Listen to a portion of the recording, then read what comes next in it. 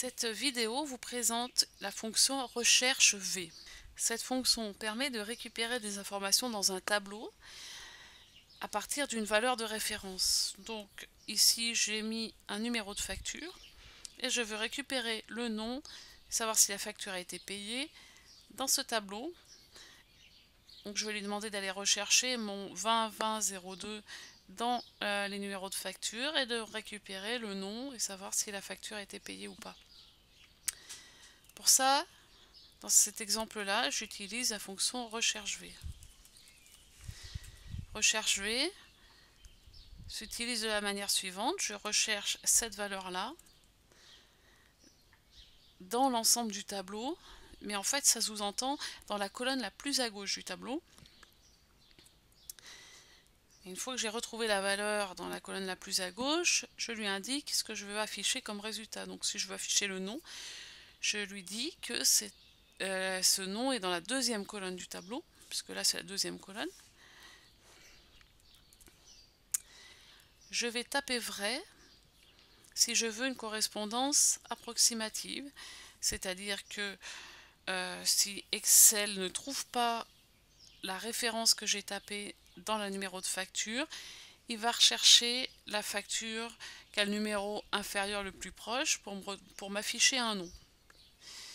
Si je veux qu'il m'indique qu'il n'a pas trouvé ce numéro de facture et qu'il m'affiche aucun nom, je mets faux. Donc là j'ai choisi de mettre faux, mais ça a peu d'importance puisque là 202002 existe. Et c'est bien Dupont qui a ce numéro de facture. Par contre, si je mets un numéro qui n'existe pas, il va me l'indiquer avec un message erreur.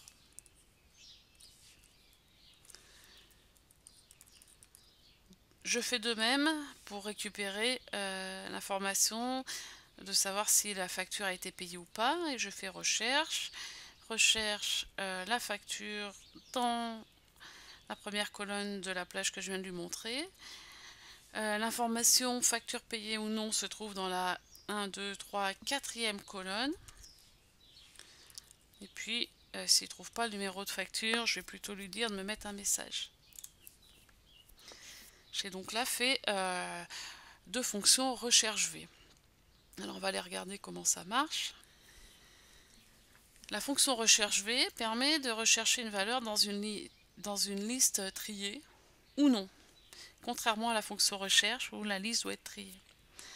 On écrit égale recherche V, on recherche une valeur, point virgule, dans une matrice, c'est-à-dire dans un tableau à plusieurs colonnes et plusieurs lignes.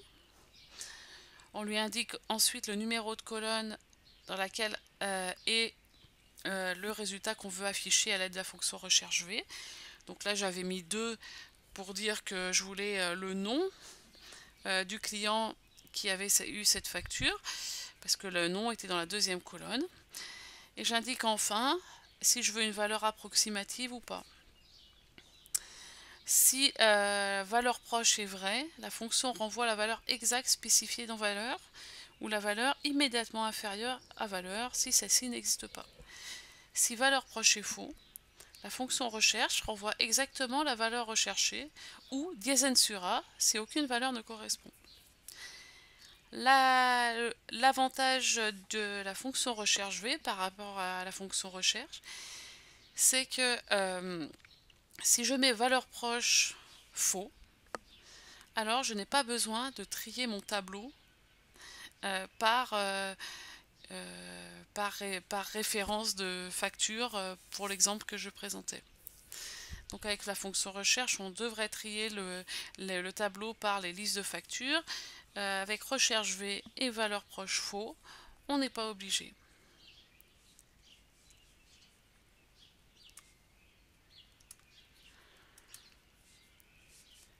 Donc je vous remontre une dernière fois comment marche la fonction recherche V. Je recherche mon numéro de facture dans toute la plage, dans tout le tableau, mais ça veut dire en fait dans la colonne la plus à gauche du tableau. Je lui indique ensuite le numéro de la colonne dans lequel est le résultat que je veux voir affiché dans la cellule. Donc si je veux afficher les noms, je vais mettre 2. Si je veux afficher le montant facturé, je vais mettre 3. Et si je veux afficher si la facture a été payée ou non, je mets 4. Ce qui est très important dans la fonction recherche V, c'est que si je recherche un numéro de facture dans un tableau, les numéros de facture doivent être dans la colonne la plus à gauche du tableau. Par contre, je ne suis pas obligée de trier ces numéros de facture dans l'ordre croissant si je mets valeur proche faux.